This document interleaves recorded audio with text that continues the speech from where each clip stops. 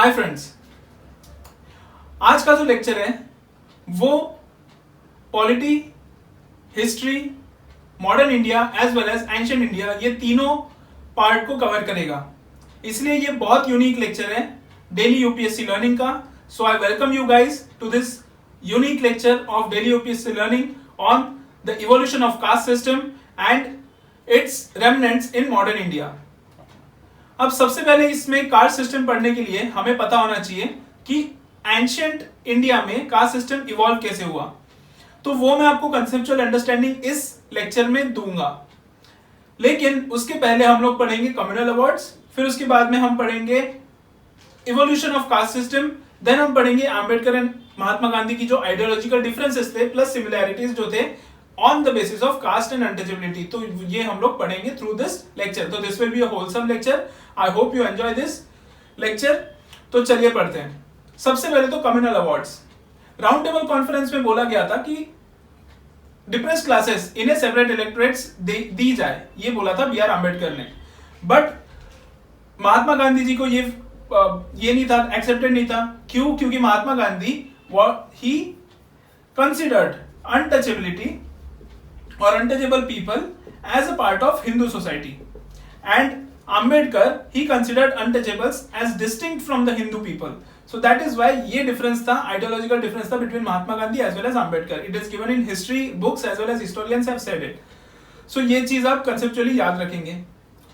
अब जब इन्होंने बोला कि सेपरेट इलेक्टोरेट्स हम देंगे, तो रामसे मैकडोनल्ड जो उसमें उस टाइम दैट इज यूके में प्राइम मिनिस्टर थे, उन्होंने कम्युनल अवार्ड जारी किया। उन्होंने बोला कि कुछ प्रोविजंस दिए। उन्होंने बोला कि 1909 एक्ट से मुस्लिम्स आए थे, देन 1919 एक्ट से सिक्स एंड क्रिश्चियंस को सेपरेट इलेक्टोरेट मिला था। अब हम कम्युनल अवार्ड्स के थ्रू डिप्रेस्ड क्लासेस को भी कम्युनल इलेक्टोरेट्स देंगे या फिर सेपरेट इलेक्टोरेट देंगे। अब सेपरेट इलेक्टोरेट मतलब क्या होता है कि अगर 100 लोग रहेंगे तो out of 100 people 80 people will be general candidates and 20 people will be depressed classes. तो डिप्रेस्ड क्लासेस के लिए सीट्स अलग से रिजर्व्ड होगी 2, एंड ये 2 सीट्स के लिए सिर्फ ये 20 लोग ही वोट करेंगे, ना कि ये 80 लोग। लेकिन ये 20 लोग जो है वो जनरल कैंडिडेट में भी वोट कर सकते हैं। तो ये डिफरेंस है between communal electorates as well as general electorate. Communal award ने ये भी बोला कि it will double the seats in provincial legislature and it will also give them communal electorate. Simon commission ने कम्युनल इलेक्टोरेट को oppose किया था। तो ये पीटी पॉइंटर आप याद रखेंगे कि Simon commission opposed the communal electorate and it said instead reserve their seats और increase their seats. Communal electorate ने यह भी बोला कि जो मुस्लिम माइनॉरिटी प्रोविंसेस है उनमें इनकी जो वेटेज है वो बढ़ा दी जाए। फिर डिप्रेस्ड क्लासेस का मैंने डबल वोटिंग सिस्टम ऑलरेडी बता दिया है कि they can vote in communal electorate as well as in general electorate. तो ये एक चीज है। कम्युनल अवार्ड आल्सो सेड कि 3% of the women reservation should be there in all the provincial legislature except in the North West Frontier Province. तो ये आप pointer specific याद रखेंगे। अब इससे ज्यादा इंपॉर्टेंट ये है कि communal awards was based on what? It was based on Indian franchise committee, also known as Lothian committee. तो ये पीटी पॉइंटर आप याद रखेंगे। अब महात्मा गांधी, जैसे मैंने ऑलरेडी बताया कि महात्मा गांधी और अंबेडकर आइडियोलॉजिकल डिफरेंसेस थे इन दोनों के बीच में, तो वो छिड़ गए।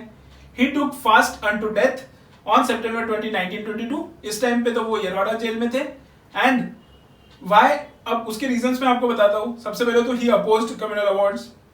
इन्होंने बोला कि पहले ही untouchable people have been facing exploitation since ancient times, and अगर उन्हें और हम अलग से ट्रीटमेंट दे देंगे या फिर उन्हें और अलग हम लोग सेपरेट इलेक्टोरेट्स दे देंगे, तो ये जो फीलिंग ऑफ वननेस है या फिर यूनिटी है, नेशनल यूनिटी जो हम कहते हैं, cultural unity, India is a unity in diversity, तो वो चीज खत्म हो जाएगी and untouchables will be backward again, और ज्यादा बैकवर्ड हो जाएंगे।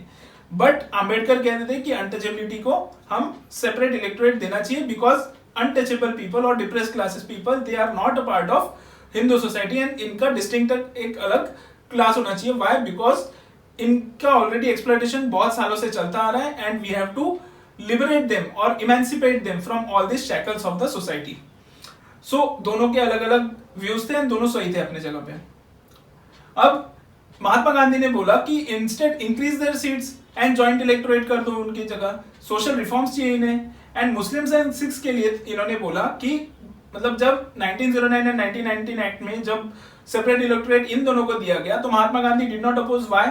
बिकॉज उन्होंने बोला कि untouchables are a part of Hindu society, लेकिन अगर इन्हें सेपरेट इलेक्टोरेट दे दिया गया तो दे विल बी डिस्टिंक्ट। लेकिन अगर मुस्लिम एंड सिख्स को दिया सेपरेट इलेक्टोरेट तो भी ये तो रिलीजियस वाइज है या फिर सोशल रिलीजियस रिफॉर्म्स वाइज ये तो अपने रिलीजन में ही रहेंगे, बट इनका तो अलग और ज्यादा बैकवर्डनेस आ जाएगी इनके लाइफ में। तो ये था महात्मा गांधी जी का रैशनल बिहाइंड डिफरेंस, और क्यों इनके जो व्यूज थे वो अपोजिट थे, या फिर इसके टाइम इन्होंने कुछ बोला नहीं मुस्लिम्स एंड सिख्स के टाइम, लेकिन अनटचेबिलिटी के टाइम इन्होंने बहुत ज्यादा अपोज किया उसे।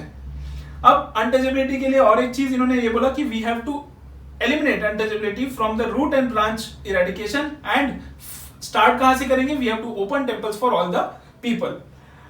अब इसी टाइम पे बी आर अम्बेडकर सेड कि depressed classes are distinct from the Hindus and he supported communal award. तो ये आप चीज याद रखेंगे, he supported communal award. MC Raja, he was also a part of this communal award and Pune Pact. He said he also opposed this communal award, and this he focused on joint electorate. Indian National Congress was neutral. They did not accept it, they did not reject also. Madan Mohan Malviya अब चिढ़ गए, इन्होंने बोला कि भाई हम तो अब मुस्लिम अब ये मुस्लिम के लिए सब कर रहे हैं, सिक्स क्रिश्चियंस के लिए कर रहे हैं, अनटचेबिलिटी के लिए कर रहे हैं, तो हम लोग हिंदूज के लिए करेंगे।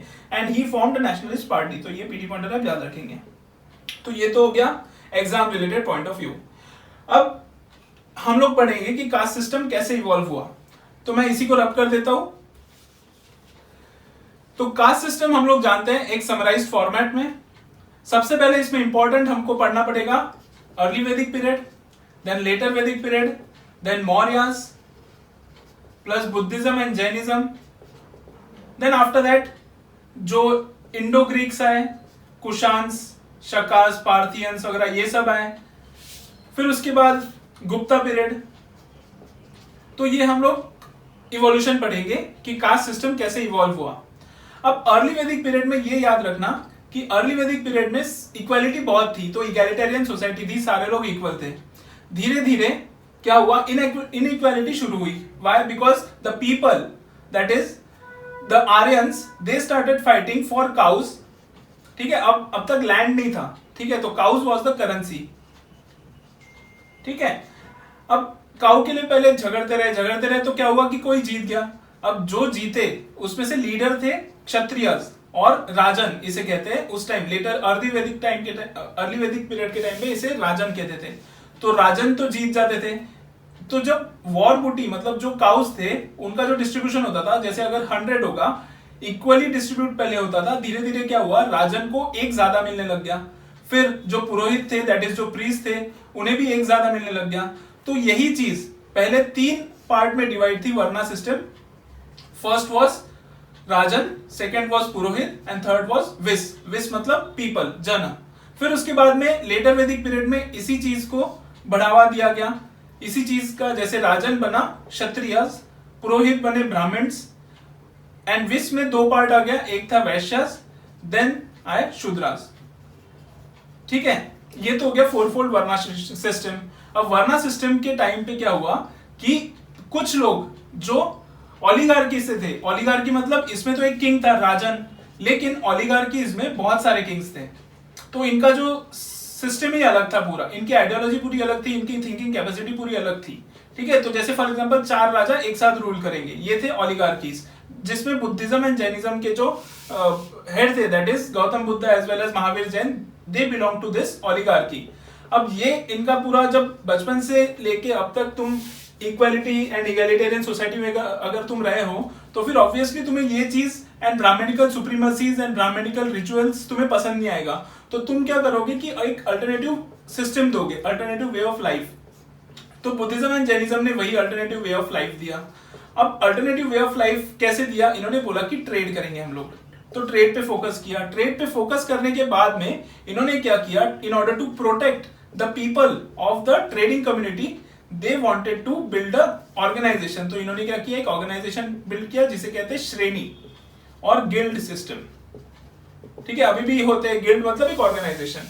अब यही गिल्ड जो है वो आगे जाके कास्ट सिस्टम में कन्वर्ट हुआ। अब ये जो गिल्ड सिस्टम है वो अपर 2 क्लासेस में तो होगा नहीं, क्यों? क्योंकि दे used to follow varna system, that is brahmins and kshatriyas, they used to follow the varna system। लेकिन वैश्यास, शूद्रास एंड उसके बाद में धीरे धीरे गुप्ता पीरियड में ये क्या हुआ, शूद्रास से भी नीचे और एक कम्युनिटी आई that is known as Chandals और अनटचेबिलिटी, अनटचेबल्स। तो Shudras were not untouchables but these people were untouchables and इनका जो एक्सप्लॉयटेशन था वो इतना ज्यादा एक्सट्रीम होने लगा कि even if they used to come in the that is village, they had to make a sound of something so that people don't see them. और पीपल अगर देखते थे तो आइस पोल्यूशन हो जाता था, अगर कुछ टच करते थे तो हाथ धो लेते थे, या फिर मतलब इतना ज्यादा ब्रूटल इनका एक्सप्लॉयटेशन होता था and that was very wrong. तो इसी वजह से क्या हुआ कि जो कास्ट सिस्टम है वो बना वैश्य एंड शूद्रास में। अब धीरे धीरे क्या हुआ कि ये जो कास्ट सिस्टम है या फिर ये जाति या फिर श्रेणी जो सिस्टम है ये धीरे धीरे बाकी सब चीजों में भी इन्वेस्ट करने लग गई एंड बाकी सारे रिलीजन्स में भी इन्वेस्ट करने लग गया। प्लस साथ में जब बुद्धिज्म एंड जैनिज्म के बाद में Indo Greeks and this Kushan, Shakas, Parthians, ये लोग तो थे Central Asia and West Asia से, ये लोग एनआरआई थे, ऐसे समझ लीजिए आप। अगर ये एनआरआई इंडिया में आते हैं तो इंडियन सोसाइटी के अंदर भी इन्हें अकोमोडेट करना पड़ेगा हमें। तो इंडियन सोसाइटी अकोमोडेट करते करते हमने क्या किया कि इनको अलग एक ढांचे में डाल दिया। इन्हें बोलते हैं व्याप्त क्षत्रियास, मतलब फॉलन क्षत्रियास। क्यों? ये चार से अलग था वो, दैट इज क्षत्रिय, ब्राह्मण, वैश्य, शूद्र से अलग था, इन्हें बोल दिया व्याप्त क्षत्रियास। एंड ऐसे ही कर करके इन लोगों में भी फिर डिफरेंसेस चालू हुए एंड इन लोगों में भी कास्ट सिस्टम इवॉल्व हुआ। तो ये तो हो गया concept about the caste system in short. ये जो लेक्चर है वो अराउंड 1 आवर का लेक्चर है, 1 आवर से 1.5 आवर का लेक्चर है, जो एंशिएंट हिस्ट्री या फिर हिस्ट्री ऑप्शनल वाले जो बच्चे हैं वो पढ़ते हैं। इसमें आप सिर्फ कंसेप्ट याद रखिएगा, मैंने सिर्फ समझाया क्योंकि मुझे अंबेडकर एंड महात्मा गांधी के बीच में जो आइडियोलॉजिकल डिफरेंस है उसे बताना था। इस वजह से मुझे कास्ट सिस्टम कैसे इवॉल्व हुई ये बताना जरूरी था।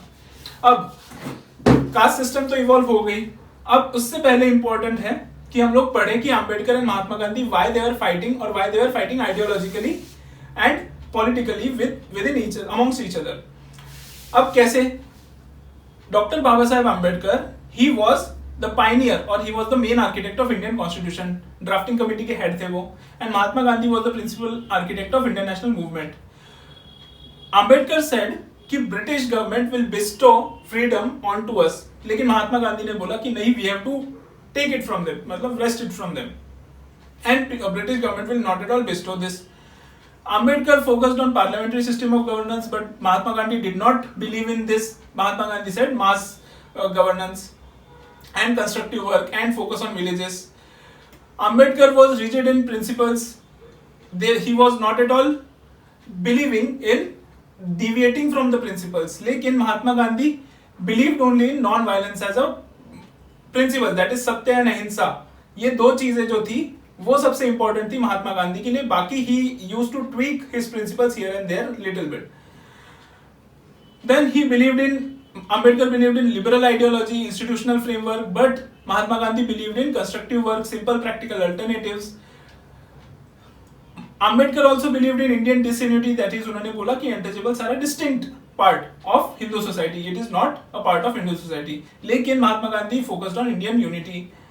Then Ambedkar said Indian unity is the byproduct of legal system introduced by the British. मतलब ब्रिटिश की वजह से इंडियन यूनिटी है एंड ब्रिटिश के लीगल सिस्टम, एडमिनिस्ट्रेटिव सिस्टम की वजह से लीगल यूनिटी है, इंडियन यूनिटी है। इसके पहले तो जो भी ये जो एक्सप्लॉयटेशन होता था उस वजह से तो पूरी की पूरी Indian society it was divided into caste and untouchables and ये सब जो है एक्सप्लॉयटेशन चलते आ रहा है। तो अब आप समझ रहे होंगे कि ये बताने के लिए क्यों हमें हिस्ट्री में जानना जरूरी था। तो महात्मा गांधी ने बोला कि नहीं, ब्रिटिश के पहले भी हम लोग एक ही थे। क्या हुआ अगर डाइवर्स कंट्री हो, India is a diverse country but there was unity in diversity, there was cultural unity in diversity. अभी भी अगर हम लोग केरला वगैरह में जाएंगे तो Keralite people are culturally the same, even if they were religion उनका अलग अलग होगा, कोई क्रिश्चियन होगा, कोई मुस्लिम होगा, कोई हिंदू होगा, लेकिन सारे लोग कल्चरली सेम ही होते हैं वहां के। And even if Indian society, अगर इंडियन के पार्ट्स की भी बात करें तो फिर culturally we are all the same people. तो इन्होंने बोला महात्मा गांधी ने कि before British we were all unity and British broke our cultural unity. इन्होंने ये लिखा था हिंद स्वराज में, तो ये पीटी पॉइंटर याद रखेंगे आप। Hind Swaraj was written by Mahatma Gandhi. Ambedkar focused on Gramraj. Gramraj इन्होंने बोला कि सोशल हायरार्की पे फोकस करता है, एंड विलेजेस में कभी लिबर्टी, इक्वालिटी, फ्रीडम नहीं आएगी because of all this things. And इन्होंने, महात्मा गांधी ने बोला कि Gramraj is equal to Ramraj. Ramraj मतलब वो यूनिटी की बात कर रहे थे, not of a particular religion. तो जैसे तिलक के जो फेस्टिवल्स थे दैट वाज मिस इंटरप्रिटेड, वैसे महात्मा गांधी का Ramraj it was misinterpreted. इन्होंने बोला, अंबेडकर ने, centre of religion is man is equal to man, but इन्होंने बोला centre of religion is man equal to God. फिर अंबेडकर फोकस्ड, पहले इन्होंने बोला कि हिंदुइज्म रिफॉर्म करेंगे, लेकिन बाद में उन्होंने बोला कि नहीं, रिफॉर्म करके कुछ फर्क नहीं पड़ेगा, हमें बुद्धिज्म की तरफ जाना ही पड़ेगा। That is why Ambedkar focused on Buddhism. Ambedkar also read each and everything about this ancient history and all. He was very well read. He was one of the genius minds that we have in India. And that is why he said कि अब ये सब तो मुझे नहीं चाहिए, अभी मैं जाऊंगा बुद्धिज्म के। तो ये पीटी पॉइंटर आप याद रखेंगे। Mahatma Gandhi wanted to purify Hinduism, तो ये ध्यान में रखेंगे आप। Then after that, Ambedkar did not believe in the efficacy or authority of the Vedas. इन्होंने बोला कि रिलीजन की वजह से कास्ट आया, कि रिलीजन पहले जैसे ये हिंदुइज्म आया था, हिंदुइज्म एंड ऑल रिलीजन, उसकी वजह से कास्ट आया। लेकिन महात्मा गांधी जी ने बोला कि वर्ना सिस्टम, रिलीजन, कास्ट वगैरह इन सब का कोई लिंक नहीं है, एंड ये सब डिस्टिंक्ट फीचर्स हैं। इन्होंने, Ambedkar also focused on freedom of religion, freedom of citizens and separation of state and religion, but Mahatma Gandhi he did not focus on separation of state and religion, he wanted to spiritualise the politics. तो ये spiritualisation of politics आप याद रखेंगे। Then it was, मतलब means and end की theory दोनों की अलग अलग थी। Mahatma Gandhi said complete non violence होना चाहिए and means should justify the ends. तो मीन्स अगर जस्ट हो तो एंड्स जस्ट होगा, लेकिन अंबेडकर कहते थे कि प्यूरिटी होना चाहिए एंड्स में, तो फिर मीन्स जस्टिफाई हो जाते हैं अपने आप। इसका मतलब क्या कि अगर रिलेटिव वायलेंस हो भी जाए मीन्स में, बट एंड में हमें एब्सोल्यूट नॉन वायलेंस चाहिए। तो ये आप चीज याद रखेंगे, डिफरेंस। फिर उसके बाद में अंबेडकर फोकस्ड कि उन्होंने ये बोला machinery and modern civilisation will be for benefit of all, लेकिन इसका जो इविल इफेक्ट है वो सिर्फ कुछ particular sections of the Indian society पे होता है। लेकिन महात्मा गांधी ने बोला इनका जो मशीनरी एंड मॉडर्न सिविलाइजेशन का डीह्यूमनाइजिंग इंपैक्ट है। Why? Because it is the reason for class differences और socio economic classification between the Indian society. फिर Ambedkar used English as his medium of instruction and Mahatma Gandhi used vernacular mostly. Ambedkar followed law and constitutionality, but Mahatma Gandhi disobeyed the law. He also said that untouchables are religious minority and they are not the part of Hindu, जो मैंने already बताया। Why? Because he took historical angle। इसीलिए मुझे ये सारी चीजें बतानी जरूरी थी, क्योंकि historical angle हमें कोई बताता ही नहीं है और ये सारी चीजें कहीं मिलती भी नहीं है इतना समराइज फॉर्मेट में। फिर उसके बाद में महात्मा गांधी ने बोला कि untouchability is an integral part of Hindu system, and इन्होंने कंटेम्पररी एंगल बोला। क्या बोला? कि हिंदूज की वजह से untouchables and all they had to face all this exploitation. तो इन्होंने बोला कि हमें अब प्रायश्चित करना पड़ेगा, दैट इज पापों का प्रायश्चित करना जो होता है, इट मींस अटोनमेंट। तो हमें अटोनमेंट करना पड़ेगा। This is a moral stigma on the upper classes of Hindus, and that is why in order to correct all these issues and in order to correct all the wrongs that we have done on the untouchable people, we have to reform ourselves and our morality, और इन्हें भी equal treatment देना चाहिए। अंबेडकर बोलते थे कि caste, because of caste system outcaste आया and we have to abolish or demolish this caste system। लेकिन महात्मा गांधी कहते थे कि untouchability is the result of high and low, that is class, and caste का उनका कोई रिलेशन नहीं था अनटचेबिलिटी का। And he wanted to make caste as complementary to each other and not एक के नीचे दो, क्योंकि इसमें जो वर्ना सिस्टम में था it was hierarchical, लेकिन he wanted to make caste system complementary to each other। अब what were the similarities between Ambedkar and Mahatma Gandhi? Actions में similarities थी। महात्मा गांधी ने burn किया foreign cloth and Ambedkar ने burn किया Manusmriti. To end it was as a symbol। तो ये जो symbolic action थे वो दोनों के similar थे। It was a symbol कि हम लोग अब ब्रिटिश स्लेवरी से मुक्त हो चुके हैं, हम लोग अब इंडियन सोसाइटी की जो इश्यूज है उसके स्लेवरी से हम लोग मुक्त हो चुके हैं। ये इन दोनों का इंडिविजुअल मानना था। सिमिलैरिटीज ये थी और कि दोनों मानते थे कि एजुकेशन देना चाहिए लोगों को, रिफॉर्म करना चाहिए उनके सिचुएशन में, इंटीग्रेशन करना चाहिए सारे चीजों का towards their upliftment and emancipation. They also focused on religion as an agent of social change. It said कि limited sovereign power of the state is the feature of the any society or any political system of this of any country. तो इन्होंने बोला कि sovereign power जो है state का वो बहुत लिमिटेड है.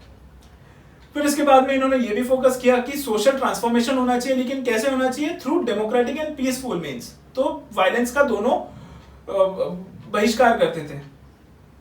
They also believed in mass democracy and nationalism. So this was an exhaustive lecture about caste system, communal awards, Mahatma Gandhi's and other people's reaction on communal awards, ideological difference between Ambedkar and Mahatma Gandhi, and the similarities between Mahatma and Gandhi, similarities between Ambedkar and Gandhi, and what was the evolution of caste system right from early Vedic period, that is Rig Vedic period, until the end of Vedic period or until the end of ancient India, we can say. So अगर आपको किसी भी part में अगर doubt हो तो please comment section में दीजिए, because this is a conceptual understanding जो आपकी डेली लाइफ में भी काम आएगा. एंड अगर किसी को एग्जाम पर्सपेक्टिव से अगर कुछ डाउट हो तो please comment on the section below. Thank you guys, share it with maximum number of people. जय हिंद.